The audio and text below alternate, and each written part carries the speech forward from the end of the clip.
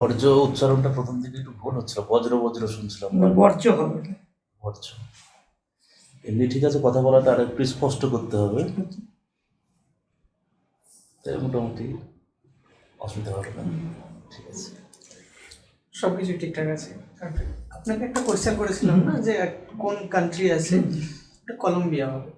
হ্যাঁ স্যার, প্রথমত আমি আটলান্টিক প্যাসিফিক দুটোরই মাঝখানে আছে। আর ঠিকঠাক আছে। ইকরামুল যথেষ্ট ভালো, যথেষ্ট ভালো। তবে আমি আশা করবো আগামী দিনে আরও ভালো হবে, কারণ আপনার সেই ক্যাপাসিটি আছে। তবে পড়ানোটা আমার খুব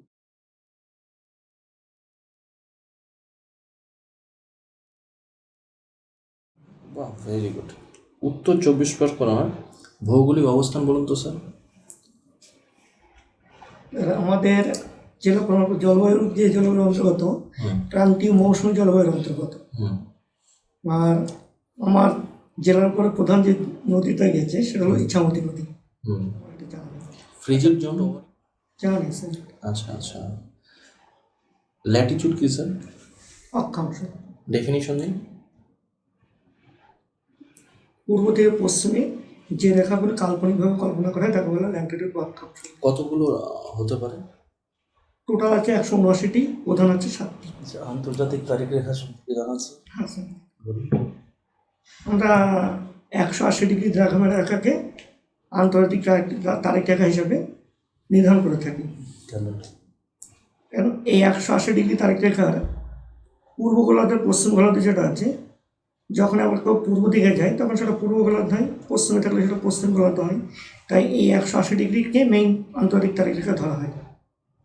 সময়ের পার্থক্যটা? হ্যাঁ, সময়ের পার্থক্য যখন পূর্ব গোলার্ধে যায় তখন একদিন এগিয়ে থাকে, পশ্চিম গোলার্ধে গেলে একদিন পিছিয়ে থাকে। পৃথিবীতে এমন একটা কান্ট্রি আছে যেটা দুটো মহাসাগরের সাথে যুক্ত। একটাই কান্ট্রি আছে, নাম বলুন তো। দুটো মহাসাগরের সঙ্গে যুক্ত। দুটো মহাসাগরের সঙ্গে যুক্ত। স্যার জানান এটা। আচ্ছা, আটাকামা ডেজার্ট কোন মহাদেশে রয়েছে? হ্যাঁ, আটাকামা ডেজার্ট। আটাকামা মরুভূমি, অস্ট্রেলিয়া। South America. আমার একটু মানে জানি, মনে পড়ছে না এই মুহূর্তে আর কি। বৃষ্টির ছায়া অঞ্চল কোনটা? বৃষ্টির চাই আমাদের মেঘালয় রয়েছে। ডেফিনেশনটা কি? বৃষ্টির ছায়া অঞ্চল বলতে আমরা কি? বৃষ্টির চাই শৈলক্ষ বৃষ্টিপাত, দুটো ঢাল হয়, একটা অনুপাত ঢাল, একটা প্রতিবাদ ঢাল। অনুপাত ঢালে বৃষ্টিপাতের পরিমাণ বেশি হয়, আর প্রতিবাদ ঢালে বৃষ্টিপাতের পরিমাণ খুবই কম হয়, এবং খুবই কম হওয়ার জন্য ওই অঞ্চলটাকে বৃষ্টির ছায়া অঞ্চল বলা হয়। আচ্ছা, অল্টিটিউড বা উচ্চতা বৃদ্ধির সঙ্গে সঙ্গে আমাদের টেম্পারেচার কিন্তু কমতে থাকে। হ্যাঁ, কত মিটার উচ্চতা কমলে 1 ডিগ্রি সেলসিয়াস করে টেম্পারেচার কমে? কত মিটার? স্যার স্যার কাউন্টটা মানে এইভাবে হিসাব করা নেই, মানে যেটা পড়েছিলাম আচ্ছা, পার 1000 মিটার উচ্চতা 6.4 ডিগ্রি তাপমাত্রা কমে যায়, এটা মানে এভাবে কাউন্ট করা হয়নি। আচ্ছা, জিওগ্রাফিতে একটা ফেনোমেনা দেখা যায়, এল নিনো আর হ্যাঁ, লা নিনো। কি জিনিস বলতে পারবেন? হ্যাঁ, এল নিনো একটা উষ্ণ স্রোত আর লা নিনো একটা শীতল স্রোত। আচ্ছা, যেটা ভারতীয় জলবায়ুতে এল নিনোর কি প্রভাব রয়েছে? হ্যাঁ, এল নিনোর প্রভাব অবশ্যই।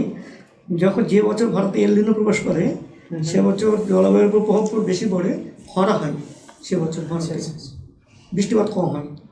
আচ্ছা, বেশ। তো স্টুডেন্ট, আশা করি সবাই ভালো আছো, আমিও ভালো আছি। আগের দিন ক্লাসে আমরা একটা মজার জিনিস শিখেছিলাম, যেটা আমাদের জীবনের প্রত্যেকেরই অঙ্গ। এটা শিখেছিলাম যে আমরা আমাদের পড়াশোনা করতে গেলে কী কী জিনিস ব্যবহার করি। তো অনেক জিনিস ব্যবহারের মধ্যে প্রধানত দুটো জিনিস আমরা ব্যবহার করি। একটা হলো খাতা আর একটা কলম। এই খাতা আর কলম, আচ্ছা তোমাদের তো আগের দিন বলেছিলাম একটা খাতা বা একটা কলমে পুরো বছর শেষ হওয়া সম্ভব নয়। দেখা যায় এক বছরে অনেকগুলো খাতা শেষ হয়ে যাচ্ছে, আবার একটা খাতা নিয়ে এসেছি, একটা কলম শেষ হয়ে গেলে আবার একটা কলম নিয়ে এসেছি। তো যে খাতাগুলো শেষ হয়ে যাচ্ছে বা যে কলমগুলো আমাদের কালি শেষ হয়ে যাচ্ছে, সেইগুলো আমরা কী করি?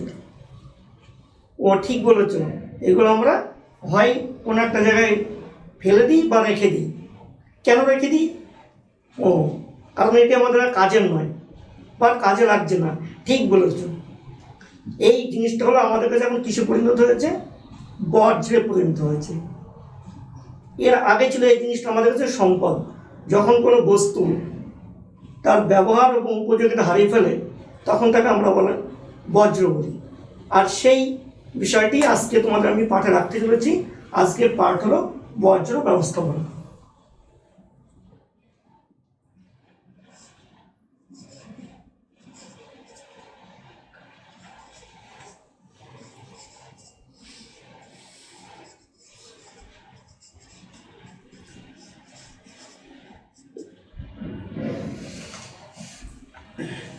তো দেখো সবাই, আজকে এটা নিয়ে আমরা আলোচনা করব।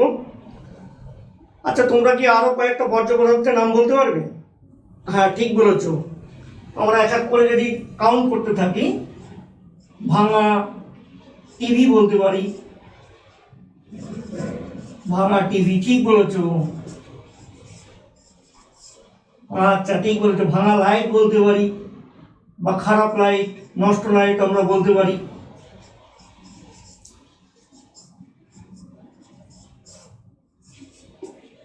আচ্ছা, এইভাবে মোটামুটি তোমরা আরো অনেক বর্জ্য পদার্থের নাম জানতে পারবে। এবার আমাদের যেটা করতে হবে, এখান থেকে আস্তে আস্তে ব্যবস্থাপনার মধ্যে আসতে হবে। কারণ এইগুলো আমরা তো জেনেই গেলাম, বজ্র কখনো আমাদের ভালো করতে পারে না, আমাদের ক্ষতি করবে।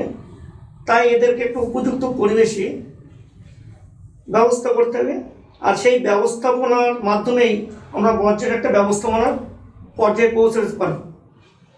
সেইভাবে মোটামুটি আমরা এই যে ভাঙা টিভি, ভাঙা বা খারাপ লাইট বা যে সমস্ত বর্জ্য পদার্থগুলো আছে সেগুলো আমরা তার নির্দিষ্ট জায়গায় যদি আমরা না ফেলতে পারি তাহলে আমাদের পরিবেশের ক্ষতি হবে। ঠিক বলেছো। তাহলে একটা নির্দিষ্ট, তুমি ঠিক বলো, পৌরসভায় বর্জ্য ফেলা হয়। হ্যাঁ, ঠিক বলেছো। এইগুলো যদি আমরা আমাদের বাড়িতে সুন্দরভাবে রেখে দিই, পৌরসভার গাড়িতে আসবে এবং সেইগুলো তারা সেখানে নিয়ে গিয়ে বর্জ্যগুলো ব্যবস্থাপনা করবে। বর্জ্য উচ্চারণটা প্রথম দিকে একটু ভুল হচ্ছিল, বজ্র বজ্র শুনছিলাম। বর্জ্য হবে। বর্জ্য এমনি ঠিক আছে, কথা বলাটা আর একটু স্পষ্ট করতে হবে। তাই মোটামুটি অসুবিধা হবে না। ঠিক আছে, সব কিছু ঠিকঠাক আছে। আপনাকে একটা কোয়েশ্চেন করেছিলাম না, যে কোন কান্ট্রি আছে, এটা কলম্বিয়া হবে। প্রথমত আমি আটলান্টিক প্যাসিফিক দুটোরই মাঝখানে আছে। হ্যাঁ, আর ঠিকঠাক আছে, মোটামুটি কনফিডেন্সও ঠিকঠাক রয়েছে। উচ্চারণ স্যার যেটা বললেন, উচ্চারণ একটু ঠিকঠাক করবেন।